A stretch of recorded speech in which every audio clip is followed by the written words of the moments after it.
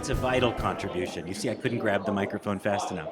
So I think Trump is using, manipulating by talking about things in order to reach a certain majority of voters within the United States. But the truth is, the younger generations are really open.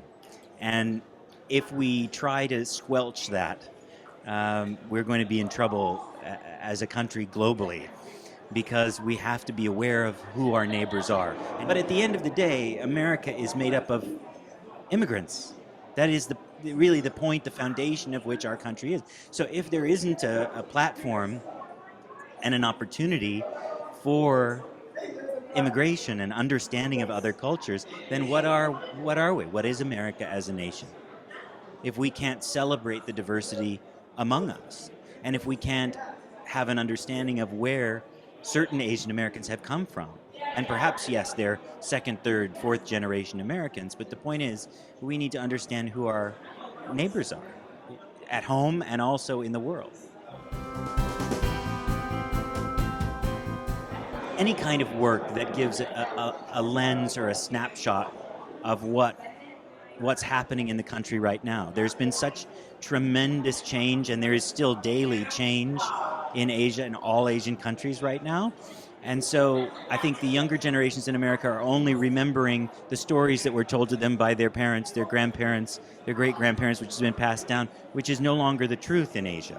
So it's about, how do we talk about now? How do we talk about the future? How do we talk about where it's going? And how do we talk about how we can potentially support and contribute to that evolution? I think you have to bring work that's going to be accessible to the American audiences.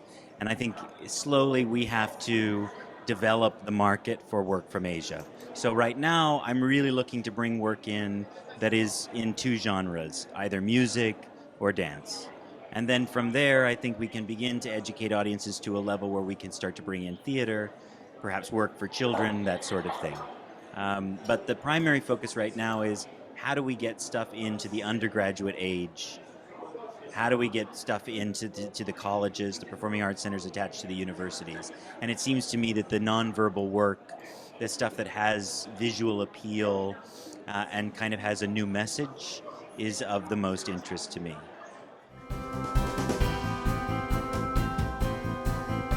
We are talking to a music group and also two dance companies about what's possible. What I guess I'm most excited about is that it's so easy to communicate with Malaysians, because English is usually something that's available. So this is something we don't have with all Asian countries. So actually what I'm looking at is the opportunity to do perhaps a collaborative work. So we could tour Malaysians into the United States, they could do their performances, but then in the in-between dates or the dates around, we would take them in to work with another company and perhaps do a collaborative piece that then we can tour in a future year. Maybe we can tour in Malaysia, but to get a collaboration through dance or through music.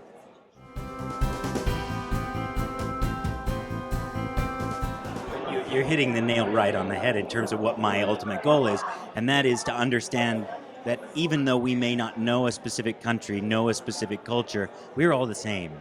And we share perhaps different ideals, but we all have the same feelings to a great degree. We all suffer from the same challenges to varying degrees, depending on economic structures and infrastructures.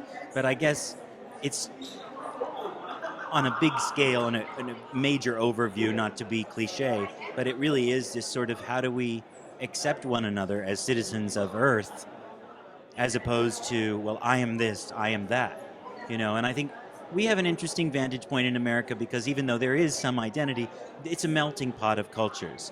But why aren't we celebrating that more? You know, and why can't then we, as a world, celebrate that?